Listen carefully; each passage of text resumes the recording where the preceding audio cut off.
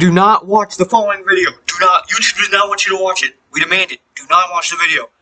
Okay? You prepared to suffer the consequences that society may deem you need to suffer because of your views? You're goddamn right.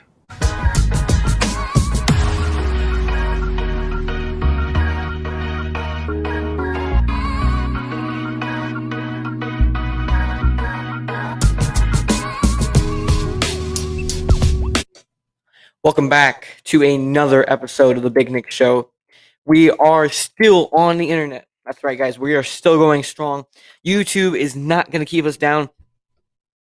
And I am going to be here every night until my channel is back up. I'm going to be on this channel every night, 8:20, even on Sunday.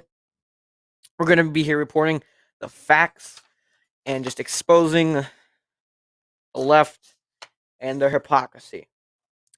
So let's get into a couple stories. But first, before we start, make sure you guys hit that like button. Make sure that subscribe button, because that is what's going to support us right now. We need to get as many likes, as many subscribers as we can. Also, I left a link to the description down below. Link in the description below to my Rumble. As I said before, Rumble's conservative YouTube. They're not going to censor me. I put videos up on there. I put exclusive videos. I put one of the videos that got banned from YouTube on there. One of the videos that got me a strike. So make sure you hit that like button. Make sure you hit the subscribe button as well. Okay, let's get into a couple stories. So we're in like the second day of the Biden administration, and this is the hard-hitting journalism we have now. Like this is great news stories right here. So this comes from CNN. This is what they talk about. Okay, I want you guys to remember this. This is the headline. Bernie Sanders in Gaga's outfit and other memeable inaugurational moments. These are the headlines. We have a headline from MSNBC. Masterful, tasteful, inclusive. See the inauguration styles of First Lady Jill Biden, Kamala Harris, and Michelle Obama. Oh my gosh. It says, women at the White House highlight American fashion designers of color and underrepresented voices on Inauguration Day.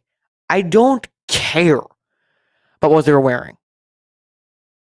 I really don't. But I just want to point out, they didn't talk about this kind of stuff with Melania.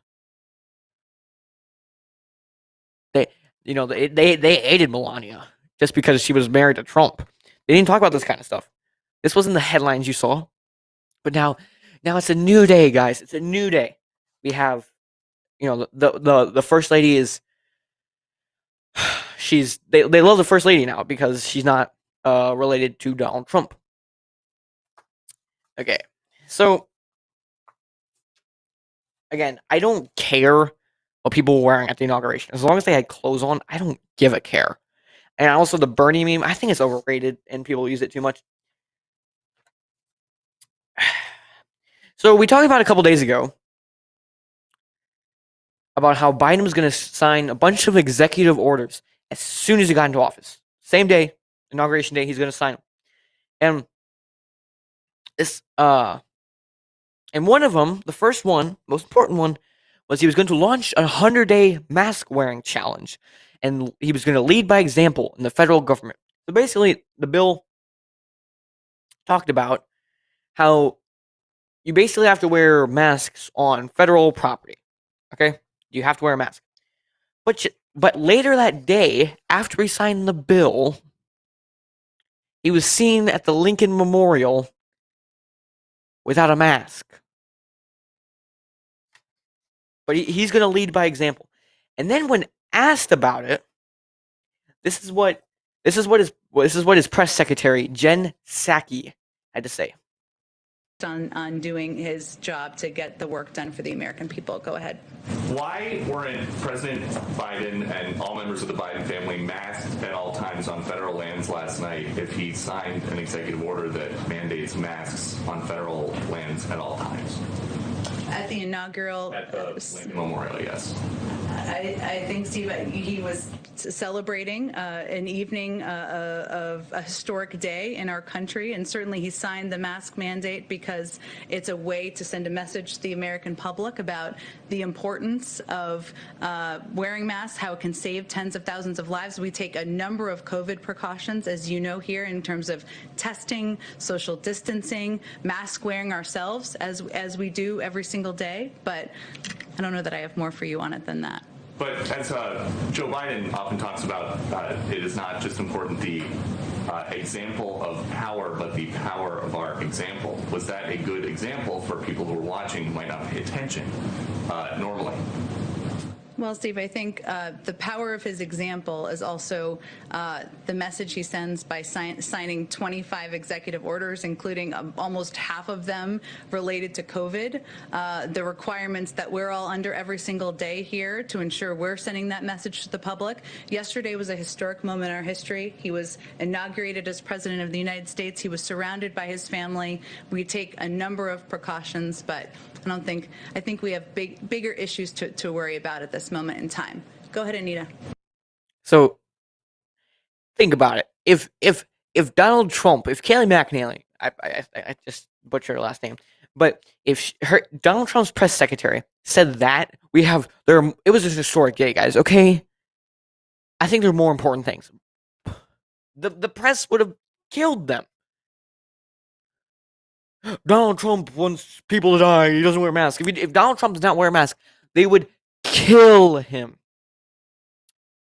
And the reporter from Fox News actually asks a question: why the heck was Joe Biden not wearing a mask? And they dodge it and they don't call her out for it. Another question Jen Psaki dodged was from Owen Jensen from EWTN. So Owen Jensen was at one of the first press conferences after Biden was inaugurated. And we have the transcript this way. So Owen Jensen said, "Yeah, hi. Congratulations on your new position.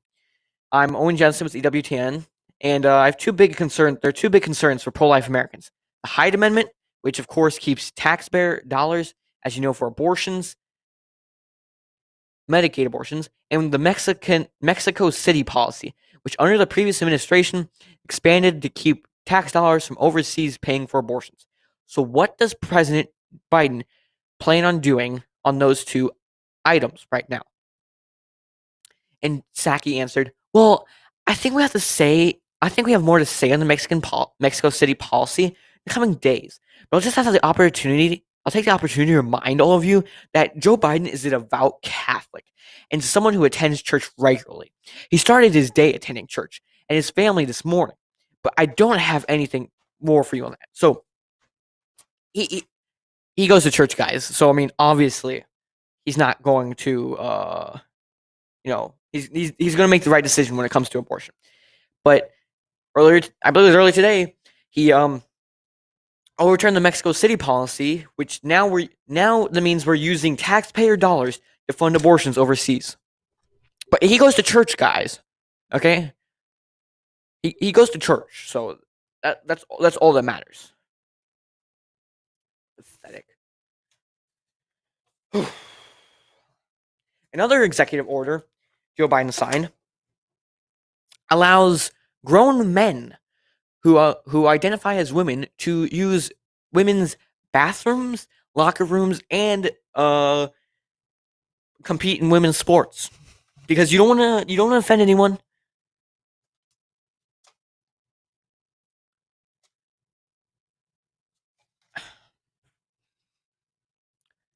It doesn't make sense, guys, anymore. The thing is, this is the thing. Under this law, I can walk into a woman's bathroom and no one can question me because I need to feel included. That's the problem. It's dumb. It doesn't make sense. But we don't want to offend anyone. Those little microaggressions. We don't want to accept science and facts. No, let grown men go into the girls' bathroom. If it makes them feel good, then it's okay. It's a-okay, guys. Another thing that has happened under the Biden administration was he left hundreds, not even, it might have been thousands of National Guard troops, National Guard members, sleeping in a parking garage.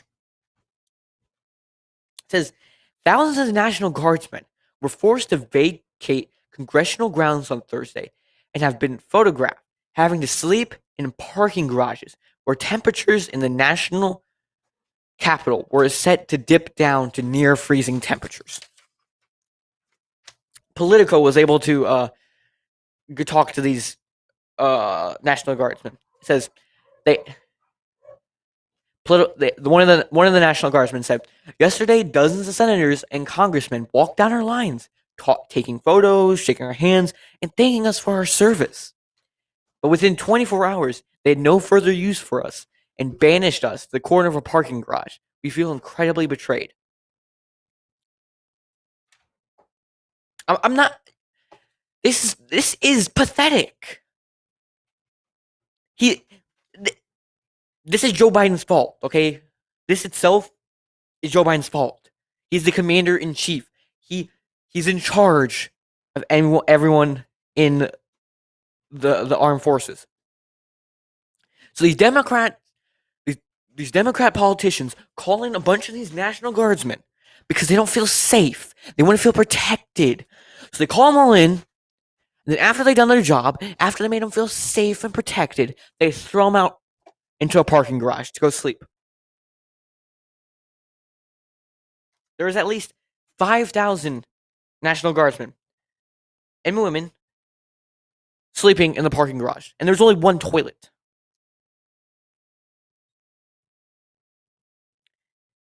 This just shows how much Biden cares for our men and women in the armed forces. He doesn't.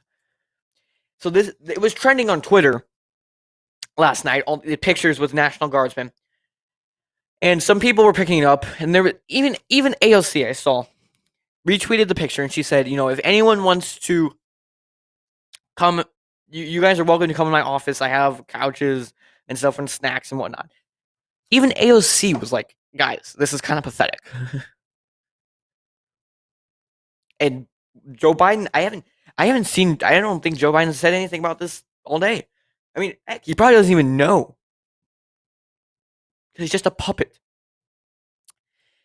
So after this was trending on Twitter, Jill Biden came out and with a basket of cookies and handed it out to them for the cameras. They had a camera crew set up there to take pictures, to make it look good. This wouldn't have happened under a Trump administration. I mean, you may hate Trump, but at least if you cared about one thing, it was about the troops. Our men and women in the armed forces. And Joe Biden doesn't care.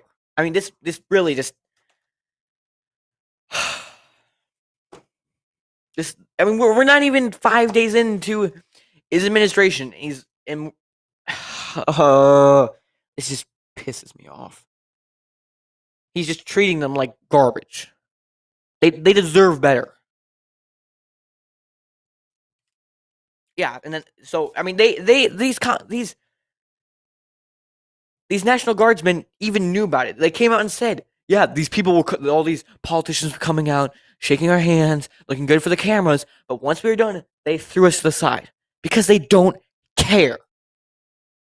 They just don't care." This is what we get for a Biden administration.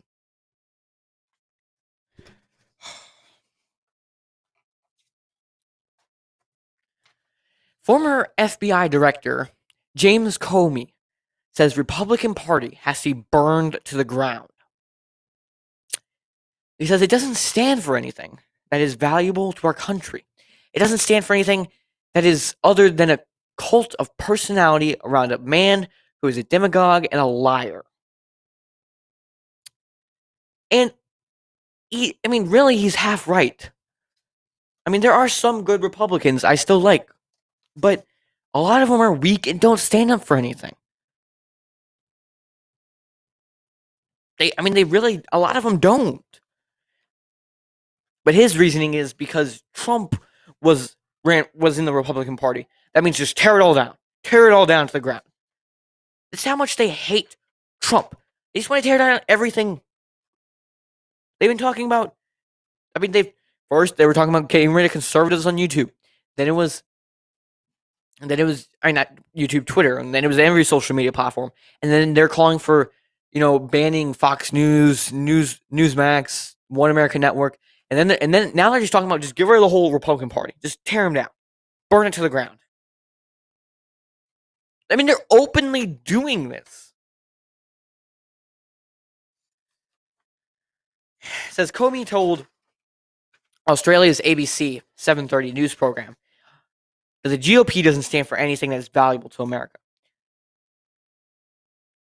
It's deeply unhealthy when the head of government is a sociopath, to be honest, and that shapes, unfortunately, millions of people in a harmful way.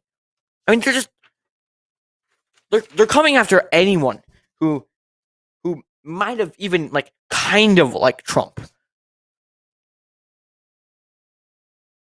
They're coming after the whole Republican Party. They're coming after Fox News. They're coming after me, and they're coming after you. They hate anyone who like Donald Trump. They just want to erase him from history. We talked about it a couple episodes ago. Just erase them all from history. And MSNBC says that the GOP was sowing seeds of fascism and violence long before Trump. This MSNBC says fascism is a word we tend to throw around often, and often with little regard to its true definition.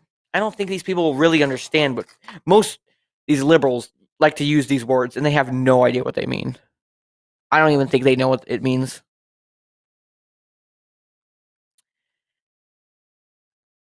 Again, the main definition of fascism, if you want to break it down to its simplest form, the simplest definition is the forcible suppression of opposition. They talk about how the rioters were fascists, and it's true. The rioters were fascists. The people at the Capitol building were fascists. They were trying to forcibly suppress their opposition. But if you look at the definition of fascism, it's usually referred to as a far right ideology, and it's anyone. It's not just the right. Anyone. A lot of people use fascism, especially on the left. I mean, CNN. They're openly trying to get rid of Fox News.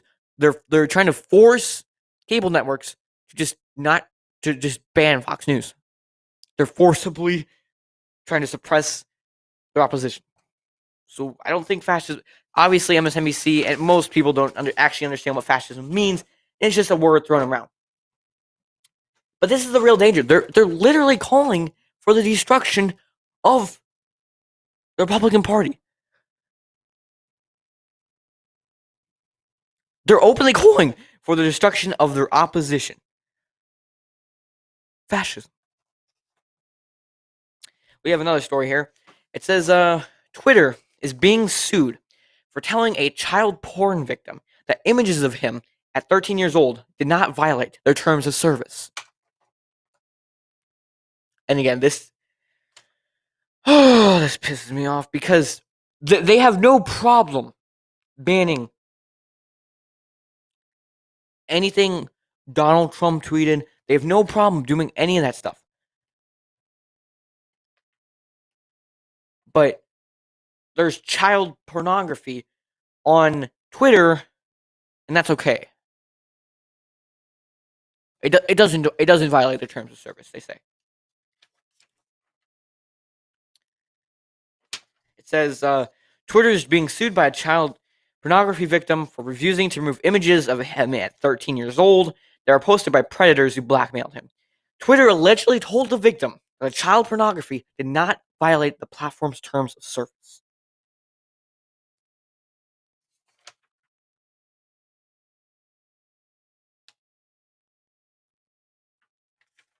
The images of the like says the lawsuit was filed in federal court in California on Wednesday on behalf of the now 17-year-old from Florida who is identified as John Doe. It says the images of the very young John Doe racked up over 167,000 views on Twitter. And Twitter does nothing. They don't care. They only care about, oh, well, did you say something like there was election fraud? You can't say that, but if you post child pornography on Twitter, that's okay. How sick are these people?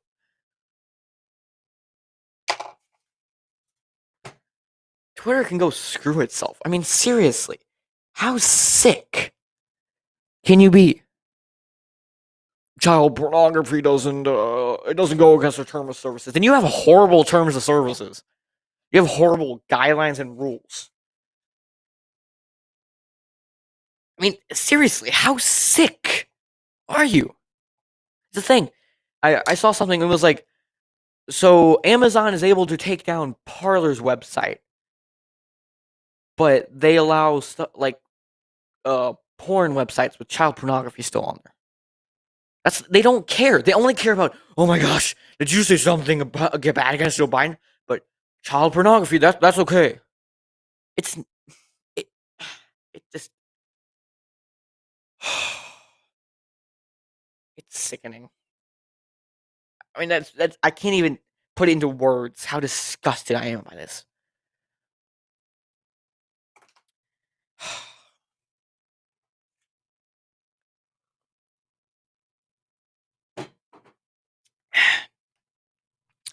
We are going to take a short break. When we come back, we're going to get to why the main reason we're here. We're going to talk about the 1776 Commission and why Joe Biden does not want you to see this. Don't go anywhere. We'll be right back.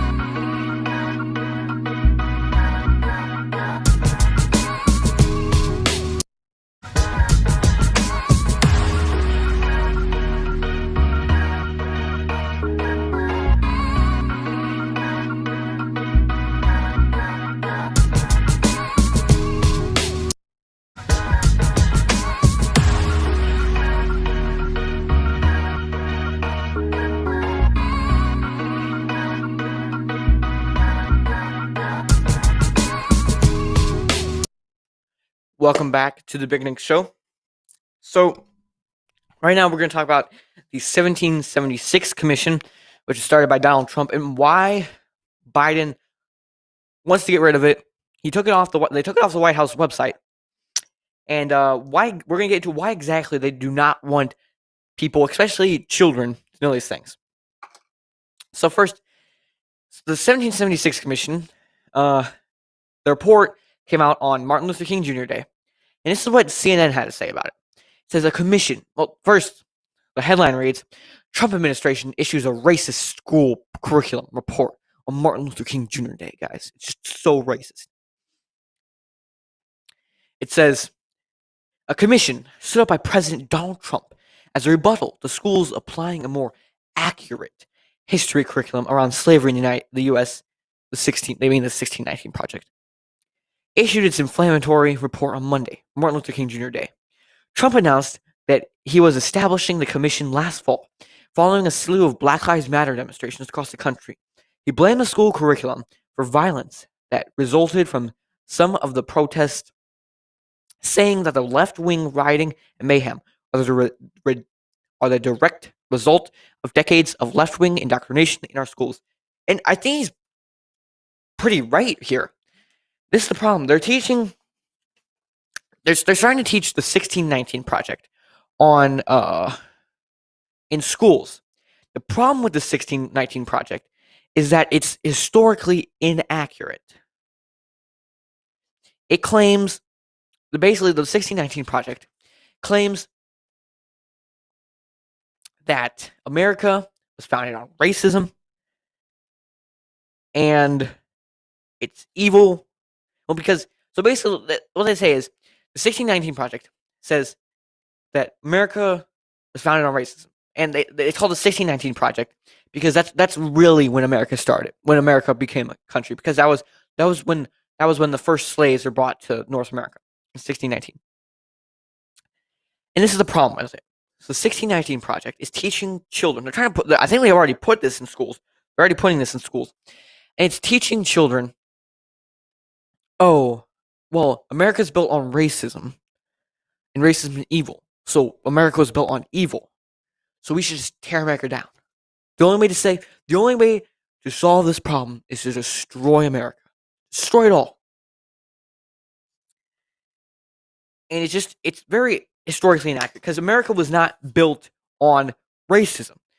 Now, there was racism in the United States, but America was built, as I said this, talked about this a couple days ago. America was built on freedom and justice for all. Life, liberty, and the pursuit of happiness. Do we always live up to, freedom, life, for everyone? Life, liberty, and the pursuit of happiness for everyone? No.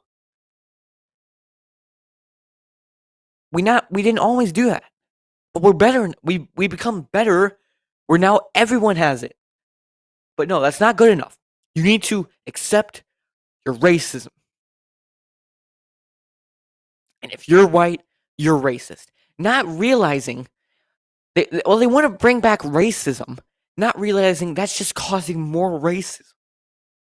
That's causing people to look at white people and say, "Oh, look, you're white, you're racist. Oh, you're black, you can't be racist if you're black." They're not realizing it's just causing more racism. And I believe Donald Trump is correct when he said that these curriculums in our school leads to violence. Because think about it. If you were told, your whole life that, since you're black, you are basically being hunted down by police and America hates you, all these things, then you would start to believe stuff like the police are evil and all these things. What they don't show is that, what they tell you is, oh, police, black people are just getting gunned down the streets by cops. What they don't show you are the statistics. And these are the statistics. For the past 4 years, more white people have been shot to death by police than black people. This is the first four is white, the next four are black people. They don't tell you that. They just tell you, America, they hate black people because there aren't rich, famous black people at all in America. It's only white people. America's only for white people. This is what they're telling them. It's un-American and just disgusting and just not factual at all. So they come out with a 1776 report. I have it right here. I love that cover though. It's not colored though. But you should be able to see the actual cover. It's like blue and red. It's awesome. But I'm not gonna read the whole thing because it's like like 50 pages long, and we'll be here all night. But I highly recommend you going and finding this online. You can find, I believe, a PDF online, and read it, print it out, do something with it. Right? Like, read it. But I'm gonna read a couple things from here, and really, if you just read this, it doesn't seem that controversial. Give me a sec. I'm gonna read a couple things from here. So around like page 10, it talks about challenges to America's principles. Challenges to constitutional government are frequent to be expected in a popular government based on consent. In his farewell address, George Washington advised his countrymen that when it came to the preservation of the Constitution, they should resist with care the spirit of innovation upon its principles, however suspicious the pretext. The Constitution has proven sturdy against narrow interest groups that seek to change elements of the Constitution merely to get their way. At the same time, it is important to note that by design, there is room in the Constitution for significant change and reform. Indeed, great reforms like the anti-communism, the civil rights movement, and the pro-life movement have often come forward that improve our dedication to the principles of the Declaration of the Constitution. And it goes on and starts talking about slavery. The most common charge leveled against the founders and hence against our country itself is that there were hypocrites who don't believe in their standard principles, and therefore the country they built rests on a lie. This charge is untrue and has done enormous damage, especially in recent years, with a devastating effect on our civic unity and social fabric. Many Americans labor under the illusion that slavery was somehow a uniquely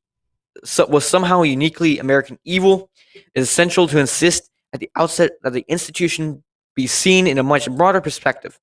It is very hard for people brought up to the comforts of modern America in a time in which the idea that all human beings are inviolable rights, inherent dignity, is also taken for granted. To imagine the cruelties and enormities that were endemic in earlier times, but the unfortunate fact is that the institution of slavery has been more the rule than the exception throughout human history. That's right. They're talking about America's not the only place that's ever had slavery. Like, that's how they act, and it really annoys me. That's right here. There are multiple countries that still have slavery. There's countries in Africa. I talked about this a couple days ago. India, China, places in Central Asia, North Korea. These places still have slavery. So it's like, why don't you focus on these places that actually still have slavery instead of America, which used to have slavery but doesn't have anymore and hasn't had for a long time? But that's not the point. The point is they want to tear down America. These people are enemies to America. I'm not even kidding here. I'm not exaggerating. Because what they're doing is telling children that, oh, America's founded on evil. And the only way to make America better is to destroy America and rebuild it. This is what they want. That's why they're putting stuff like the 1619 Project in schools. This might not happen overnight, but what they're playing the long game here. They're putting this in schools. They're indoctrinating children. And they're putting stuff like this on TV shows. We talked about it a couple months ago about this one show on Cartoon Network where they're talking about you need to be anti-racist and all these things. They're putting this in TV shows. They're putting this in books. They're putting this in the classrooms. They want to indoctrinate children where all this is normal to them. And it might be a couple generations, but this is their plan. To indoctrinate the youth. So, 100 years from now, most of the people say, well, you know what? America was founded on evil. America was founded on slavery. So you know what? Let's tear down America. Let's build it all back up. This is what they want. They're putting all this garbage, all this, they're putting, the transgender people. They're putting homosexual people in TV shows. They're putting this. That's why they're bringing in drag queens to do story time in elementary school, because they're trying to brainwash children. They want this to seem normal to the future generations. And if you think this sounds way too crazy, then why exactly? Please explain to me, why are they doing this?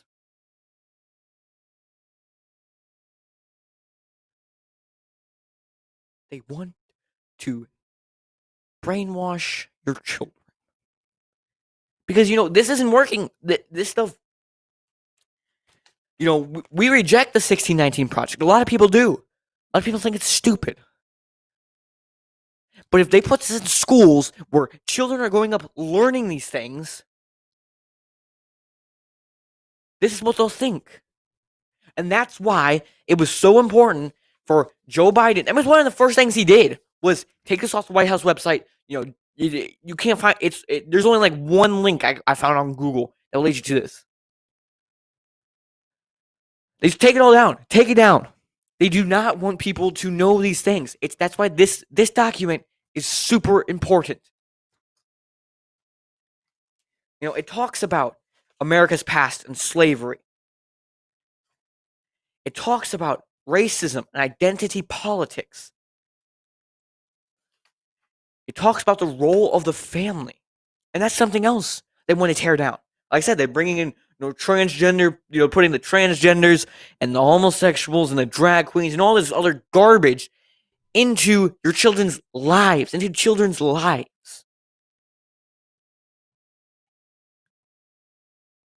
Because they want to tear down the family. They want to destroy America.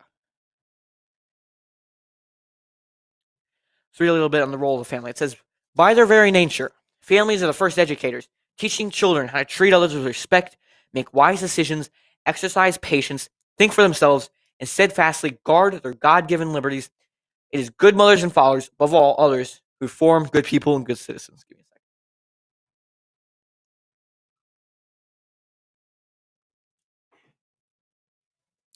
This is why America's founding fathers often echoed the great Roman statesman Cicero in referring to the family as the seminary of the republic.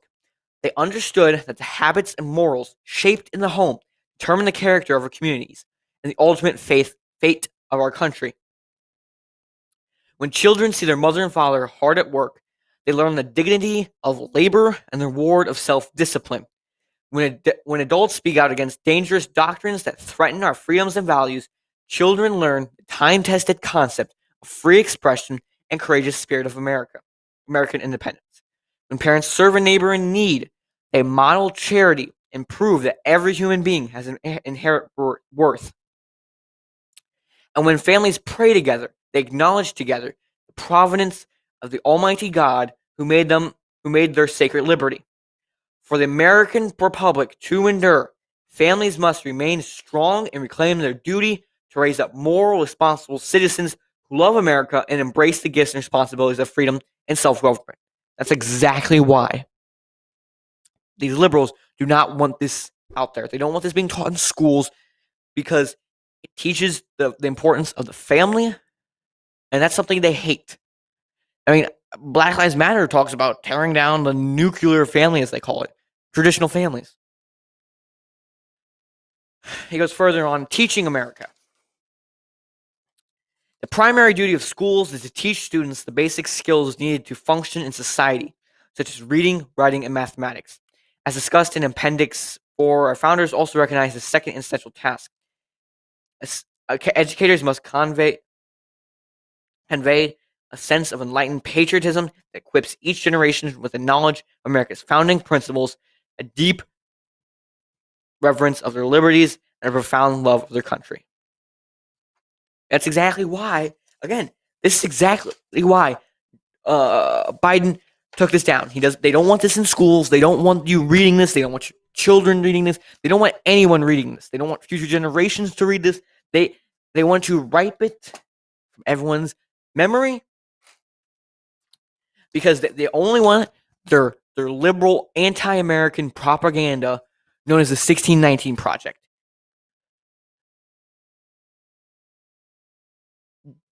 We need to stand up to this.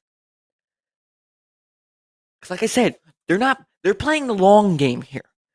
This is, America, they're not going to destroy America overnight. They've got to infiltrate American citizens, infiltrate the youth, teach them their anti-American propaganda, put it in the schoolrooms, put it in the TV, put it in books. So in future generations, these people will be so brainwashed, they won't be able to recognize the truth.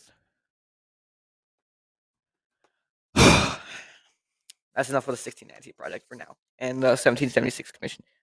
The 1776 report, again, I highly recommend reading this. I mean, it's a long document, but this is super important. Very important. We're going to close out the show. I'm going to play a little video for you guys. I meant to play this yesterday, but while I was live, my streaming software kind of messed up, and I wasn't able to play this for you guys live, but I'm going to play this for you. So, for those who don't, I mean, obviously, if you're here, you probably know that my other channel was shut down for a week because they said I claim that I made claims of voter fraud in my videos, which is not true. What I did was I played a clip of Donald Trump after the Capitol riots. He was talking. It was a video he originally put on Twitter. He was talking about how he wants everyone to have peace, stop rioting. But he mentioned something about voter fraud. So I'm guessing that's what they meant when they said I made claims of voter fraud. Even though you can find that video all over YouTube. But I found this very interesting video, and I'm gonna play this for you guys. Her name doesn't come up much on any campaign except for Donald Trump's. Lock her up is still a big popular line. I believe he knows he's an illegitimate president. He knows that there were a bunch of different reasons why the election turned out the way it did. And Exactly. So you can find this video on YouTube. It's all over YouTube. You're allowed to say these things. You're allowed to say Donald Trump is an illegitimate president. You're allowed to say that. But I mean, I didn't say in those videos that Biden was illegitimate president. I just played a video of Donald Trump, and he said that in the video. But I'm trying to show you guys the hypocrisy that we're facing right now from YouTube, because this is just it annoys me no end. I can't get over it. It just really gets at me. But that's about it for tonight. Make sure you tune in at the same time tomorrow night. We'll be talking about the Breathe Act, which is a bill I believe that BLM wants to have passed. We're going to be reviewing the whole bill, and we're going to be talking about it. We're also going to be talking about other stories as well. So make sure you hit the like button. Make sure the subscribe button. Make sure you subscribe to both this channel and my original channel. I'll be back hopefully on that channel by like Thursday or Friday. Hopefully I'll be posting back on this channel. Make sure you tune into this channel because I'll be posting on this channel. Until then, also check out my Rumble, linked in the description below. And I'm Big Nick. This is the Big Nick Show. If you enjoyed that break from disinformation, historical revision, and screaming about the end of the world,